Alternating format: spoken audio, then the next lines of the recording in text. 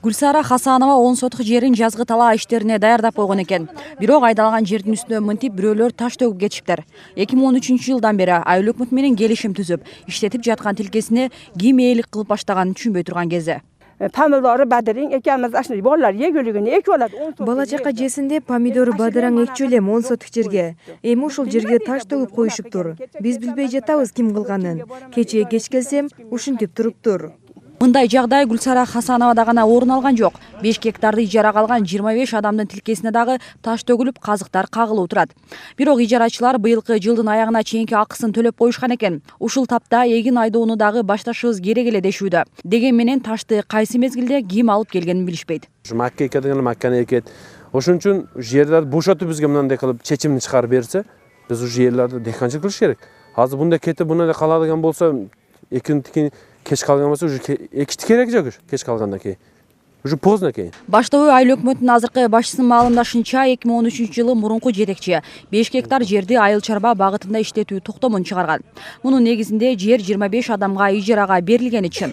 Токтомдо көрсөтүлгөндөй тилкени ижарачылар 2019-жылга чейин пайдаланууга укуктуу. Бирок ал мөөнөткө жетпей жерди кимдер менчиктеп алганынан кабар жок экен. 2018-жылы 6 февраль күнү булар түштөн кийин архитектура бир бизге неме билдирүү берген эмес, жер тартыптабыз деп айткан да эмес, белгисиз адамдарга чек тартып бердик деп көрсөтүп атат. Бирок аларда кандай документ бар экени бизге караңгы. Бизге айткан да эмес, биздин кабарыбыз дагы жок. Ал эми мурунку айыл өкмөт башчы Исак Үзгөнбаев менен такыр байланышуу мүмкүнчүлүк болбоду. Үйүнө 2-3 жолу барганыбыз менен таба албадык. Биз ошко кетишибиз керек эле да, срочно бир маселе боюнча өзү менен жолукпасак болбой атат. Такталыш керек болду. Азыр телефон эртең чыгып кеткен эле. Күтөйлү анда. Байланыш бере албасаңыз. Кага кеткен. Саат 12-те чыгып кетти. Өзү керек болду да. Çalıp berіңші анда, телефоныңыз жанып қалса.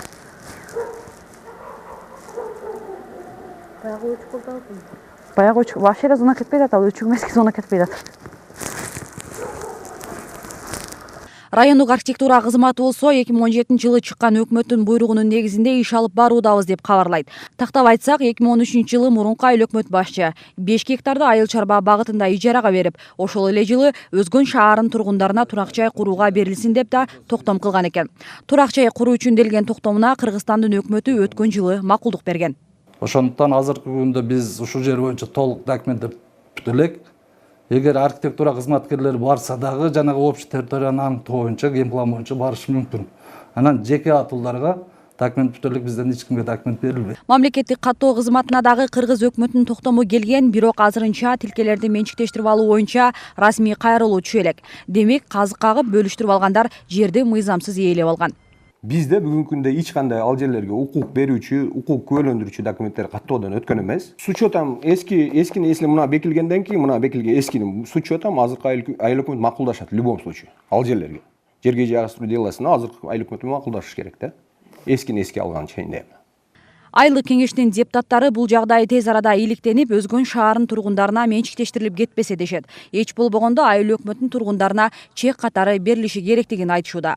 Себеби баштөбөдө 700дөй жаран 3-4 жылдан бери турак жай куруу үчүн жерге кезекте турушат. Шаардыктарга берилип кеткендиги биздин айылдык кеңештин депутаттарына аябай мындай туура эмес болгон жөнүндө мындай кыжырдануу пайда болуп атат да. Ошол биз кече ошо токтом айылдык кеңештин чукул сессиясында карап, ушундай жогорку жактарга арыздануу жөнүндө мындай токтом кабыл алдык. Жер боюнча жаралган жагдайды иликтөө үчүн жергиликтүү кеңеш депутаттары райондук прокуратурага арыз жолдоду. Район акими болсо жерде мыйзамсыз менчиктештирүүгө аракет кылгандар аныкталмайынча курулуш курууга тыюу салды. Нуржамал Баргыбаева, Нурсултан Абдикерим уулу, Ынтымак.